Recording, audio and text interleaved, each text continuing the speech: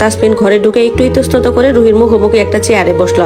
ঘরটাই এক অদ্ভুত নীরবতা নেমে এলো। তাসফিনের রুহির সাথে কথা বলার কথা, কিন্তু তার পুরো মনোযোগ যেন জানালার পাশে দাঁড়িয়ে থাকা আমার দিকে। সে রুহির দিকে তাকিয়েও ঠিকঠাক কোনো কথা বলতে পারছিল না। তার ঠোঁট দুটো কাঁপছিল, কপালে হালকা ঘামের বিন্দু। পুরো ঘরের বাতাস যেন ভারী হয়ে উঠছিল। কয়েক মিনিট এভাবেই কেটে গেল। তাসফিন রুহিকে একটা প্রশ্ন পর্যন্ত করতে পারলো না। অবশেষে সে একটা দীর্ঘশ্বাস ফেলে নিজের চেয়ার থেকে একটু সোজা হয়ে বসলো। তারপর আমার দিকে মুখ ফিরিয়ে তাকালো। তার চোখে তখন এক অদ্ভুত আকুতি এবং এগুলোর সাথে এক ধরনের দূরত্ব। সে অত্যন্ত বিনয়ের সঙ্গে নরম গলায় বলল, আপনি যদি আমাদের একটু প্রাইভেসি দিতেন, মানে আমরা তো একটু নিজেদের মধ্যে কথা বলতাম। আপনি সম্বোধনটা আমার বুকের মধ্যে তীরের মতো গিয়ে বিঁধল। 5 বছর আগে যে মানুষটার সাথে আমার তুই তুমি সম্পর্ক ছিল, আর সে আমাকে আপনি বলে ঘর থেকে বেরিয়ে যেতে বলছে। বুক ঠেলে একটা কান্না চলে আসতে চাইলো। আমার খুব খারাপ লাগলো। এক তীব্র অপমান আর কষ্টের অনুভূতি আমার পুরো শরীরকে অবশ করে দিল। আমি আর এক মুহূর্ত সেখানে দাঁড়ালাম না।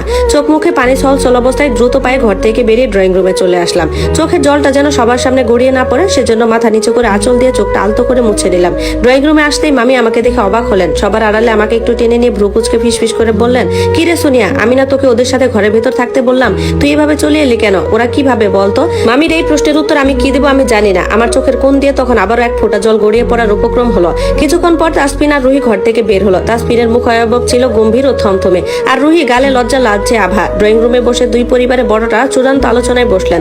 তাসফিনের মা তুহিনা বেগম হাসি মুখে মামির হাত ধরে বললেন, ভাবি, মেয়ে আমাদের খুবই পছন্দ হয়েছে। আমরা আর দেরি করতে চাই না, বিয়ের কথা পাকাপাকি করে যেতেই চাই। মামি তো খুশিতে আত্মহারা। পাত্রপক্ষ জানালো আগামী 2 মাস পরেই ধুমধাম করে বিয়ে দিতে চাই। রুহির এখন ইউনিভার্সিটির অ্যাডমিশন টেস্ট চলছে। ঠিক হয়েছে ভার্সিটিতে ভর্তি হওয়া শেষ হওয়া মাত্র বিয়ের পিড়িতে বসবে ওরা।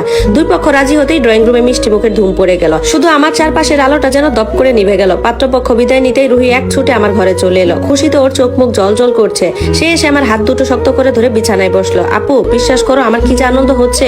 তাসকিনকে দেখছো? ঠিক যেন উপন্যাসের কোনো রাজপুত্র, যেমন হ্যান্ডসাম তেমনই ভদ্র। আমি ঠোঁটের কোন একটা ম্লান হাসি ফুটিয়ে বললাম, হ্যাঁ রে রুহি, অনেক ভালো। তোর পছন্দ হয়েছে তো?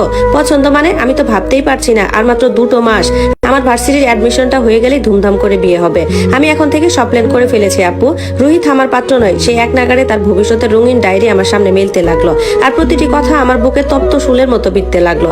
আমি আর কথা বাড়ালাম না। বাস্তবতা নিয়ে মামির কাছ থেকে বিদায় নিয়ে নিজের ফ্ল্যাটের উদ্দেশ্যে রওনা হলাম। কথা বলা ভাষা খুঁজে পাচ্ছিলাম না আমি। যে মানুষটার সাথে এত অভিমান করে চলে আসলাম, সেই মানুষটা আজ আমারই মামাতো বোনের হাজবেন্ড হতে চলেছে। এ বিশ্বাস করা যায়? আমি মিরপুরে ছোট্ট একটা ফ্ল্যাট বাসায় থাকি, 3 রুমের ফ্ল্যাটটা আমার জন্য পারফেক্ট। একটা বেসরকারি কোম্পানিতে 3 বছর ধরে চাকরি করছি। আমি বেঁচে থাকার মতন উপার্জন হয়। আজকে আমার মাথাটা বড্ড ব্যথা করছে। ক্লান্ত শরীরটা নিয়ে চেয়ারে বসলাম। এক গ্লাস পানি পর্যন্ত বিষ মনে হচ্ছে। হঠাৎ করেই মনে হলো চোখ দুটো যেন কেন ভিজা। আমার কষ্ট হচ্ছে কেন? কষ্ট হওয়ার কি কথা ছিল? নিজেই তো ইচ্ছা করে বিচ্ছেদ বেছে নিয়েছিলাম। কত চেষ্টাই না করেছিল তাসফিন আমাকে আটকে রাখার। আমার পা দুটো নিয়ে বসেছিল।